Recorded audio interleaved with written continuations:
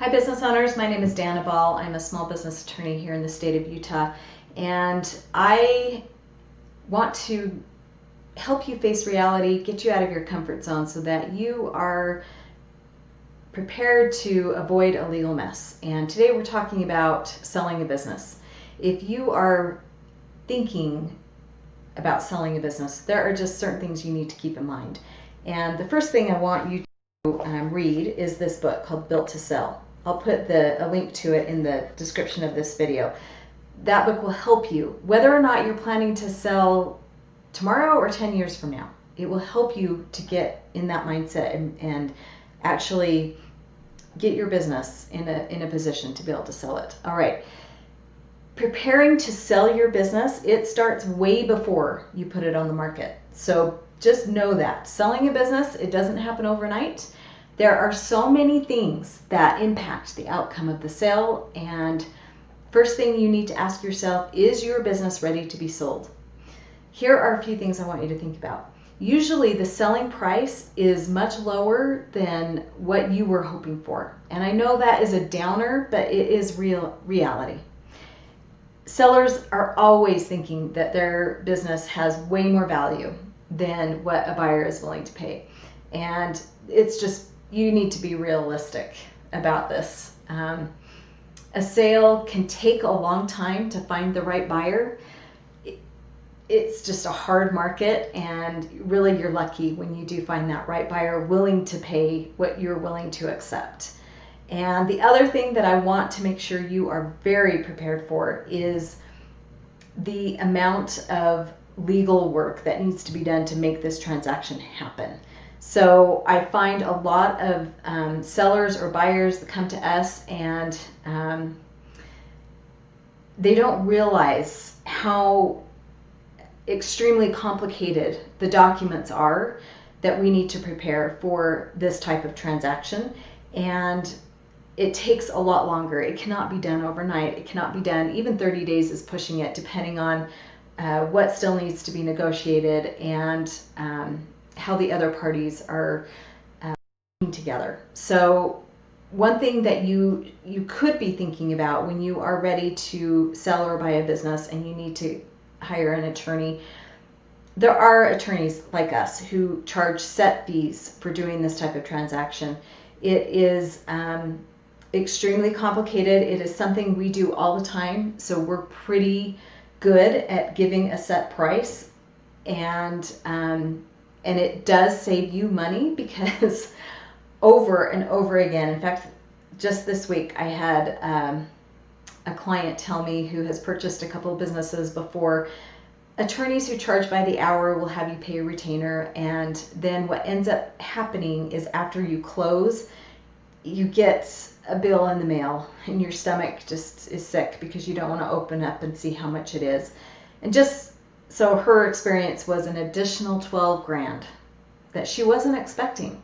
And I hate that. So there are, whatever state you're in, find a small business attorney who will charge you a set fee. That will just save you some heartache and surprises after you close. So, okay.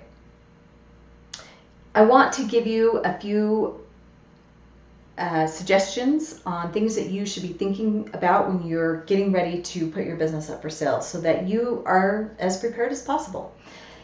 Can you show consistency and steady growth? That's going to be really key for a buyer. They want to look to see that your business is growing and it has over time.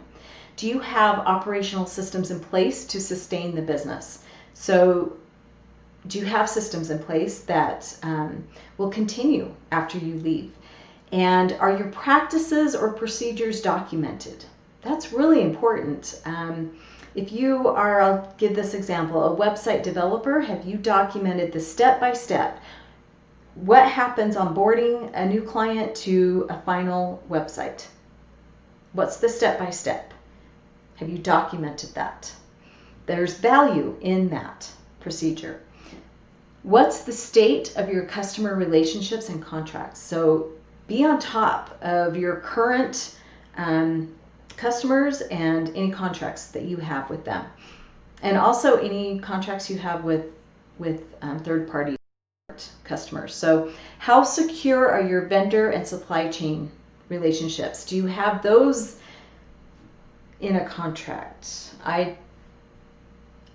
Hopefully you do, because if you don't and you've been able to negotiate, really special buying terms, if it's not in a contract, then you can't guarantee to the buyer that they'll be able to continue with those special buying terms. So that can make or break the value of what they're paying for.